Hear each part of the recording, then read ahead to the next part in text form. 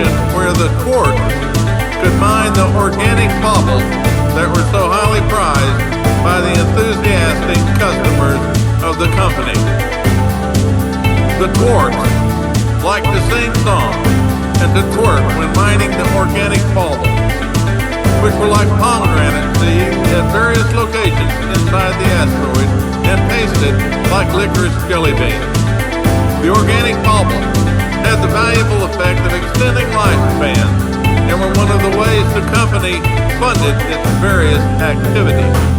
This made the asteroid and its organic baubles very important to the company and its well-funded customers, and the company did everything possible to ensure the safety and security of the asteroid by providing military support by its military travel service, Green 9, which was led by Braino leader Blota Relti, and mostly used Brainos for piloting the Green 9 warship and other activities.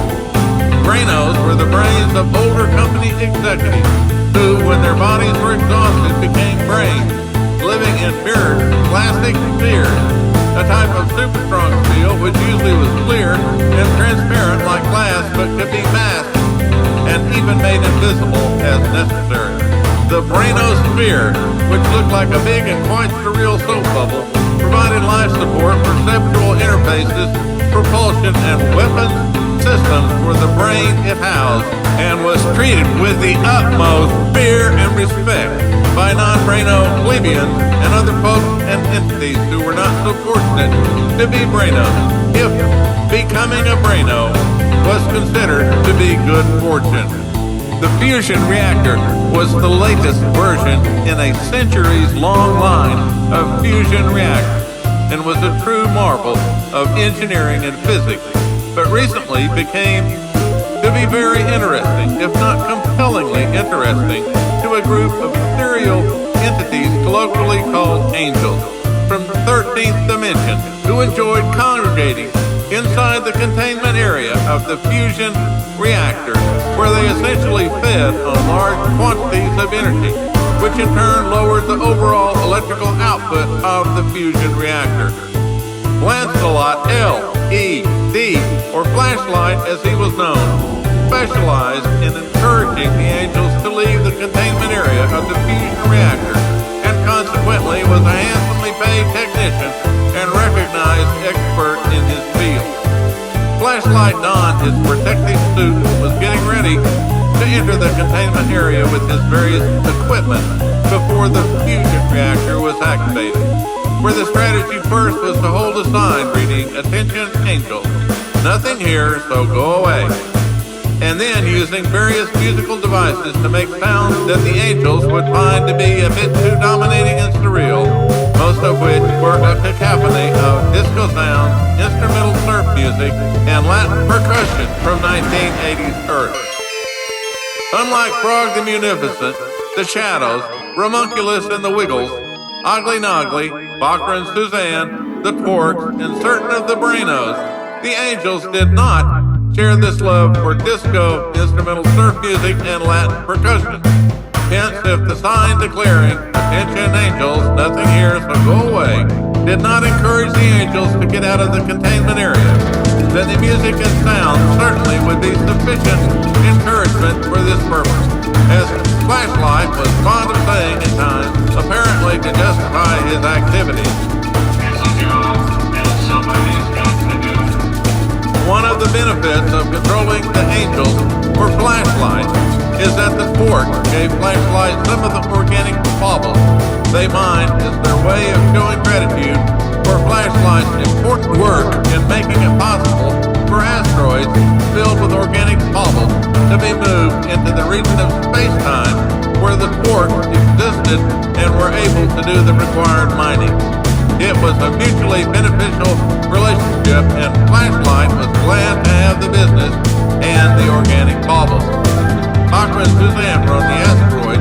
supervising the activity, and Ramunculus, the overlord of the 13th dimension, Melvin Piffle, not his real name, director of the pretend FBI, and Professor Dave Darkstone were monitoring the event, with the latter two doing this with their Universatone galactic radios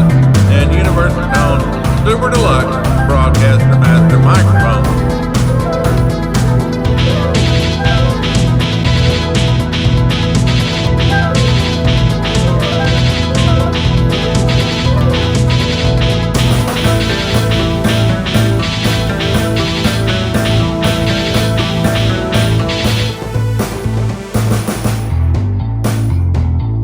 The torques went by numbers rather than names,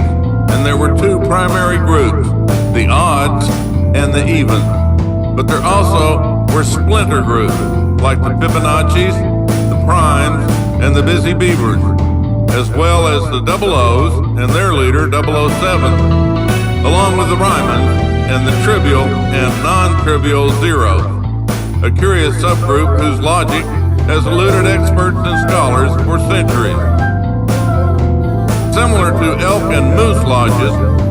the various core groups have local events and the always important annual conventions where such topics as who we are, what we do, and how is this possible are discussed while happy beverages and tasty bakery treats are enjoyed, which, depending on the level of sugar, often will lead to spontaneous singing, dancing, and even rude twerking. In addition to the quite popular spontaneous singing, the twerks always sang a few rounds of their favorite song, We Work, We Dance, We Twerk.